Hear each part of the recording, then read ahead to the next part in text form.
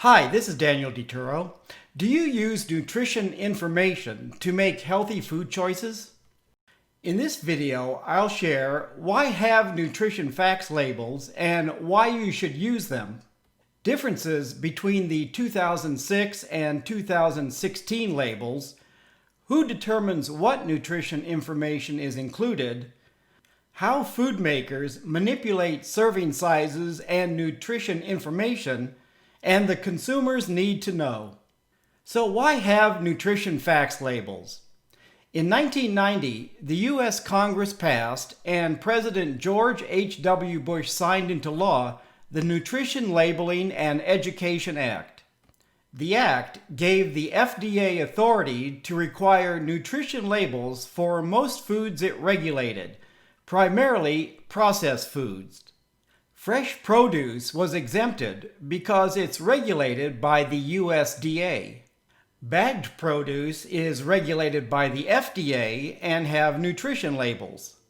Labeling fresh meat is complicated because the USDA regulates meat produced in the US and the FDA imported meat, poultry, and seafood. Individually sold baked goods don't have nutrition labels, but in some cases they must display the number of calories. Packaged baked goods sold in 2 or more states must have nutrition labels. Nutrition labels can help you make informed decisions when buying prepared foods. Some people buy what they like and ignore nutrition labels. There's a saying that knowledge is power. The Nutrition Labeling and Education Act was passed to educate consumers about prepared food nutrition. With home cooking, you control the ingredients and how foods are prepared and cooked. That's not the case with prepared foods. Even restaurant menu items that seem healthier can provide more calories and sodium than most people need. While national restaurant chains disclose calories, it can still be confusing as to how many calories are in your meal. In most cases, you must go to the restaurant's website for complete nutrition information. And local restaurants aren't required to disclose any nutrition information. With increasing obesity and type 2 diabetes, it's important knowing what's in your food. When buying prepared foods, nutrition labels helps you compare different brands. Besides calories per serving, you can compare the amount of saturated fat, trans fat, cholesterol, sodium, carbohydrates, fiber, added sugar, and protein. Nutrition labels can help people with cardiovascular disease limit saturated fat, cholesterol, and sodium in their diet. People with diabetes can limit total carbs and sugar in their diet. You can use nutrition labels to increase the amount of fiber in your diet and the amount of protein. While nutrition labels tell you how much protein is in a food, it doesn't tell you if the protein is high or low quality. To avoid food allergens in prepared foods, you must review the list of ingredients. Food allergens are usually listed below the list of ingredients. There has been no significant changes to the nutrition label since trans fat was added in 2006. There are significant differences between the 2006 and 2016 nutrition labels. The first being the emphasis on serving size, and second, the emphasis on calories per serving. But keep in mind that not all calories are equal. Getting 200 calories from nuts is not the same as 200 calories from a nut-flavored spread. Other changes include eliminating the number of calories from fat, increasing the daily value of total fat by 20%, including added sugars and a daily value for added sugars. The daily value is 50 grams for both men and women. In the list of vitamins and minerals, vitamin D has replaced vitamin A, and potassium has replaced vitamin C. Like calories, it makes a difference if vitamins and minerals are natural or added. White flour is enriched to add back vitamins and minerals lost during refining. Getting vitamins and minerals from whole grains is better than from enriched grains or products. One exception is vitamin D. Most foods are poor sources of vitamin D because the body makes vitamin D from sun exposure. People with limited sun exposure must get vitamin D from dietary supplements or fortified foods like milk and breakfast cereals. The last significant change is eliminating the panel that listed fat, cholesterol, sodium, carbs, and fiber based on the number of calories in your diet. You can still estimate quantities by dividing the weight by the daily value. For example, 160 milligrams of sodium has a daily value of 7%. Dividing 160 milligrams by 7% equals 2,286 milligrams of sodium. But keep in mind that all values are rounded. A good example is the mineral potassium. 240 milligrams of potassium divided by 6% equals 4,000 milligrams per day. Rounding can create strange values, like 0 milligrams of potassium providing 2% of the daily value. Or in this example, 50 milligrams of potassium provides 0% of the daily value. If you think that's confusing, these nutrition labels are for foods in small packages, like condiments. I find the tabular format easier to read than the linear format. The linear format is one way to discourage shoppers from comparing nutrition values. So who determines what nutrition information is included on the label? U.S. food companies would like to control all nutrition label and packaging information without government interference. It's known as deregulation and reducing the size of government. For now, the FDA makes rules regarding nutrition label appearance and what information to include. In this era of deregulation, some rules like serving sizes are non-binding recommendations. Serving sizes are supposed to be based on what can reasonably be consumed at one eating occasion. Some people can eat more at one occasion than others. FDA serving sizes don't emphasize how many calories and nutrients individuals need. There are many ways food companies can manipulate serving sizes and nutrition information. One might assume the average person will eat, in one occasion, both cookies in this package. That's not what the FDA and manufacturer assume. According to the FDA, a serving size of cookies is 30 grams. One fig bar is 28 grams. Close enough to the FDA's 30 grams.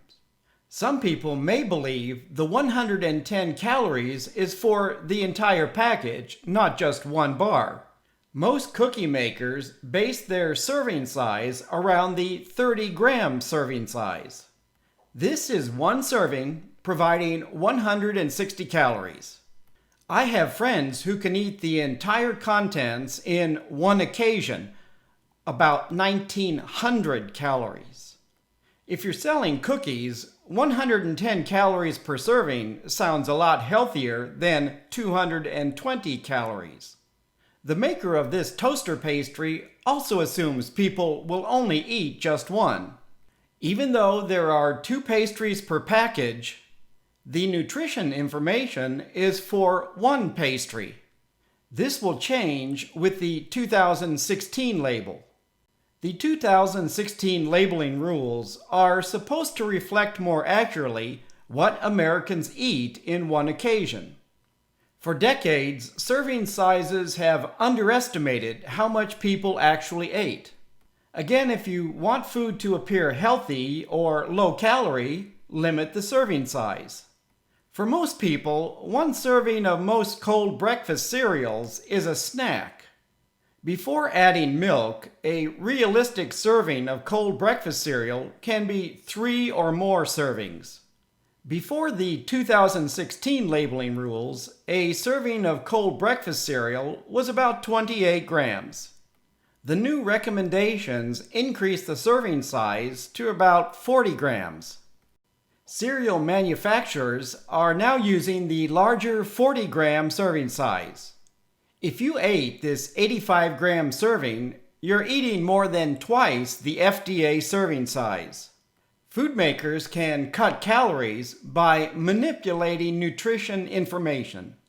For example, a 31-gram serving using the 2006 label added 1/2 cup of skim milk. But so does the new 41-gram serving size. I don't know about you, when I eat more cereal, I usually add more milk. And what if you prefer whole milk to skim milk? Then it's up to you to calculate calories per serving. It's not uncommon for someone to eat this entire sandwich in one occasion. I know I can. According to the FDA, a serving size for sandwiches is 140 grams. So nutrition information is provided for 1/4 sandwich. A serving of bread and rolls is 50 grams. This store bakery roll is 2 servings at 100 grams. It's perfectly legal providing nutrition information for 1/2 roll. The FDA serving size for snack foods is 30 grams, about 1 ounce. Most people eat more than 1 ounce of potato chips and other snack foods. Even with the new nutrition labels, it's buyer beware when it comes to prepared foods. Food companies spend billions of dollars marketing their products and millions lobbying lawmakers to conceal nutrition information from the public. Most people would think twice about eating a donut that provides 50% or more of their daily calorie needs. Originally, food makers had 2 years, from 2016 to 2018, to begin using the new nutrition labels. As usual, large food companies vocally protested 2 years was not enough time and the cost would be astronomical. Food companies routinely change the package design to reduce the amount of food, update the list of ingredients for new chemical additives and preservatives, for more eye appeal, to announce their new and improved product, and emphasize fad health diet benefits like high protein or gluten-free. In 2018, the maker of this product changed the package to boast it had more frosting, and still use the 2006 nutrition label. The reason why in just a moment. The new administration sympathized with the multi-billion-dollar food companies and extended the deadline to January 1st, 2020. Small companies with less than $10 million in annual sales had until January 1st, 2021. With the new label emphasizing calories and added sugar, you may get more than just a new nutrition label. Or you may get less. 2020 brought a new nutrition label and 30 less calories. How did they do that? The usual way. They reduced the serving weight from 104 grams to 96 grams. You didn't expect them to reduce the amount of added sugar and add more fruit filling. You now pay more for 8% less food. Some takeaways are your diet comes down to individual choices. Many serious chronic diseases are due to diet and lifestyle choices. Food manufacturers and restaurant owners have a vested interest withholding nutrition information from you. They're in business to make money and will gladly sell you what you want, not necessarily what you need. Knowledge is power. You know your body better than anyone else. It's your choice whether or not to use nutrition and other information to make healthy choices. Please leave a comment if you have any questions about this video. Thank you for watching and healthy eating.